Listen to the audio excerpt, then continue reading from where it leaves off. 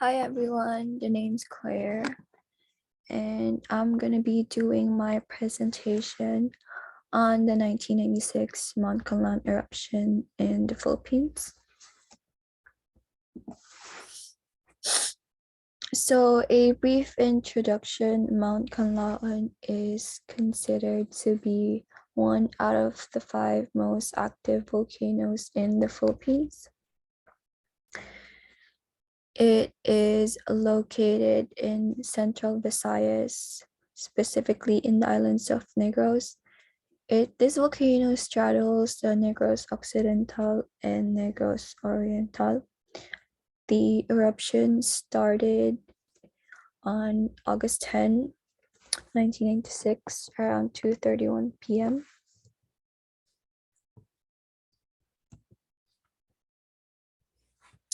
The reason why I chose this location because I was born in the northern major islands of the Philippines called Luzon, and Mount Kanlaon is just located in the central Visayas, major islands of the Visayas, which is like 20 hours away, approximately 20 hours. Also, it is because Philippines is a country that is prone to volcanic and earthquake activity because it's inside the Ring of Fire, which I will explain later on in the presentation.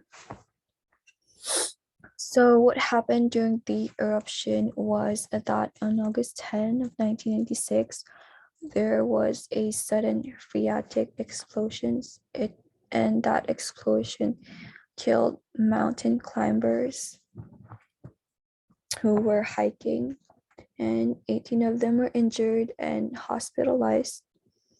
And after that eruption, it's been the seismic and volcanic eruptions have been constant up until this year and has been monitored by FIVOX.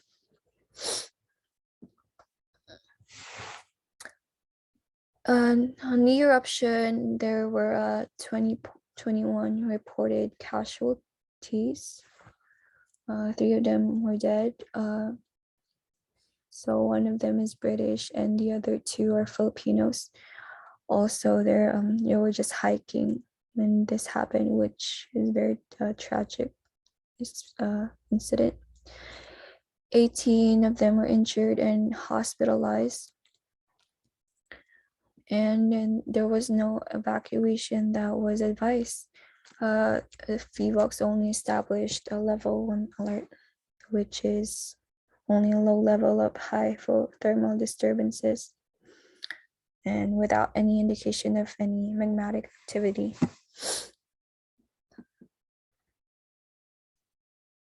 So these the pictures that you see are the clips from the victims of the eruption.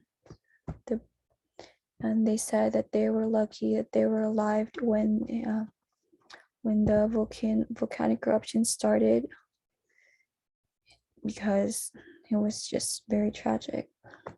So one survivor said that he was about 50 meters from the top when the phreatic explosion happened and saw that there was like a huge rock falling towards him.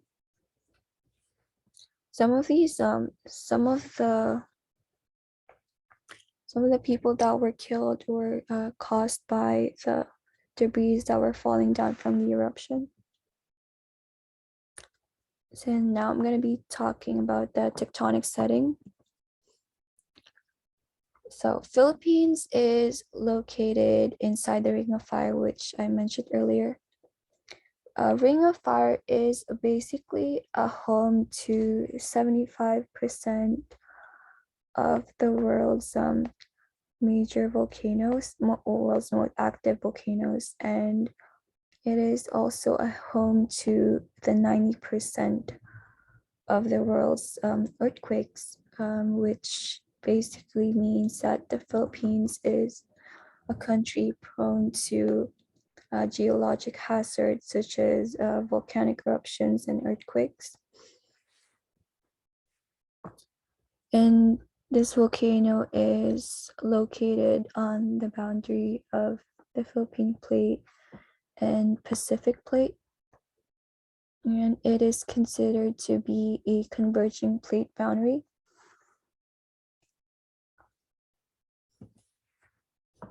So for the geologic setting, this volcano was formed through subduction of the southern Sulu Sea under the Philippine Mobile Belt, which then formed the Negros Trench west of the Visayas.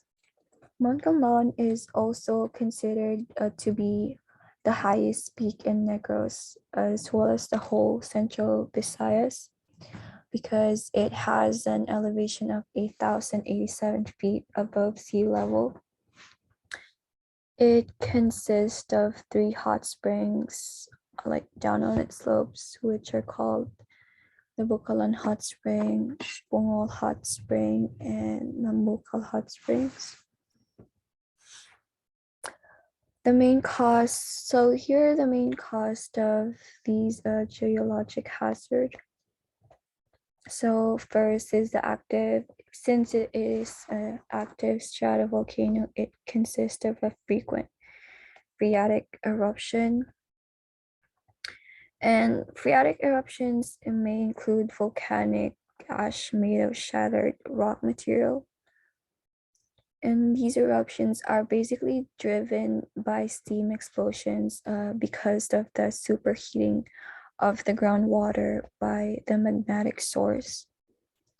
Increasing seismic activity and ground deformation is also one of the factors that cause this hazard to happen. There's like movements of eruptions of magma from the volcano. There's like this interaction of the new magma or lava with water, which causes also this geologic hazard. So andesite is a type of a volcanic rock which is abundant in this volcano, and they're usually formed through the rapid cooling of the magmas, usually when the volcano erupts onto the Earth's surface, and it basically forms this lava flow.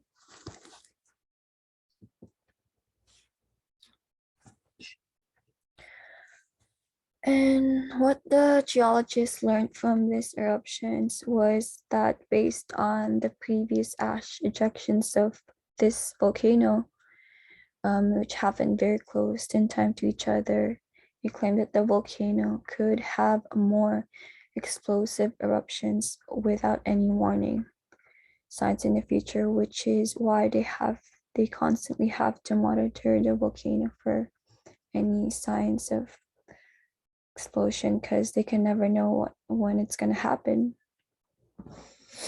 And the seismograph of the Kabagnan has recorded a total of 23 low frequency volcanic earthquakes and tectonic earthquakes. And that is it, guys. Thank you for watching. Bye.